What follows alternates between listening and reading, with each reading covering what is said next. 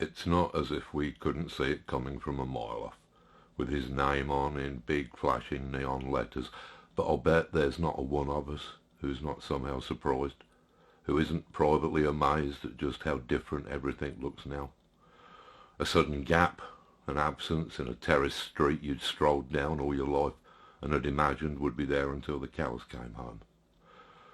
Fred Ryan was a feature of our landscape, was a weather-beaten summit of the earth we walked, a natural phenomenon like breathing, scratching, belching, dreaming, laughing, dancing round a bonfire like a bunch of idiots, or kissing, that we took for granted.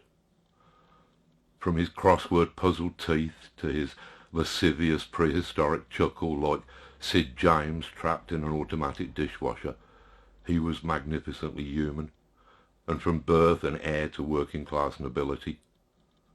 His dad was a hard-bitten Geordie, and his mum was a soft-scented strawberry blonde from Spring Lane. Wilfully wrong-headed and impulsive even as a toddler, he'd once insisted he be in the carefully sealed room while his maternal grandfather released and skinned a bag of eels caught fresh that morning in the River Nen.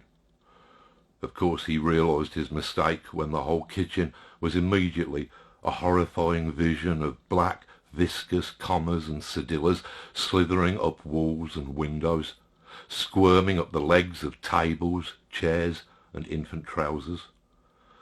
Even then, in that demented and surely apocalyptic moment when he found his vulnerable 4-year-old form, along with his entire environment, swarming with agitated bits of inner tube, with eels for God's sake, even then I'd lay good money that beneath those radiant, if briefly eel-infested ginger curls, he was already calculating what a hideous, appalling and hilarious story this would be for all those friends that he might make at some point in the future if he managed to survive the eel stampede. And pretty much from that point on, his extraordinary life proceeded from outrageous legend to outrageous legend. A whole hair-raising backstreet mythology with dragons in the drinking dens and angels in the alleyways, eels in the underpants. He sizzled out of Kingsley in the 1960s like a juvenile delinquent comet, like a character from some much bigger pantomime or drama that was stranded in this planet's miserable arse-faced soap opera, but still determined to put in a good over-the-top performance. In his leather jacket, rebel without a tooth, he fought a running battle for some years with widely feared King of the Skins, Paul Lane.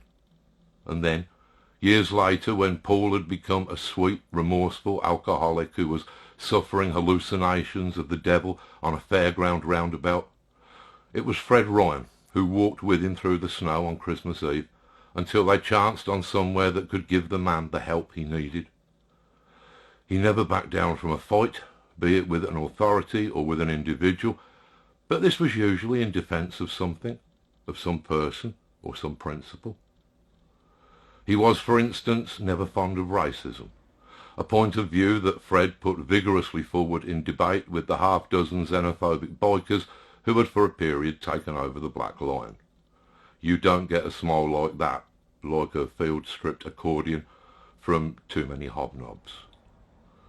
And yet it was Fred who organised and implemented all the annual nightmare road trip holidays for Lindsay Avenue's bored, trouble-magnet kids.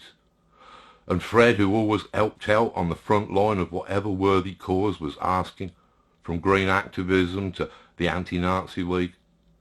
His dad had once thrown black shirts in the Tyne, and Fred could see no reason to break with a family tradition. And of course he turned a ruined farm outside Bilthwells into some kind of anarchic, pagan and humanitarian oasis that's provided entertainment, rest and sometimes solace for the many travellers who've passed through its doors, and has especially provided a ridiculously perfect wonderland for children, notably its awestruck visitors delivered by Lovelight Romania. Fred had been with that project since its origins, with granite-faced and golden-hearted rugby champion Jeremy Pugh.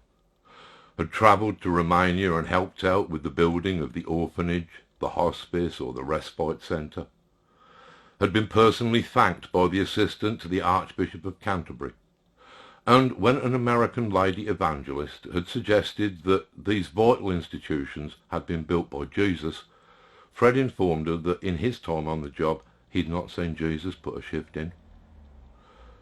In the end, his life was about looking after those he loved and safeguarding the family that he loved more than anything. His wife, his stepchildren, his children and beloved grandchildren, all the people he was largely living his eventful slapstick life for. He was one of my best friends, one of the most unlikely characters that I've ever written, and his swaggers and guffaws immortal in our memory. For that, as he never tired of telling us, is the kind of guy that he is. Good night, mate. I'll see you next time.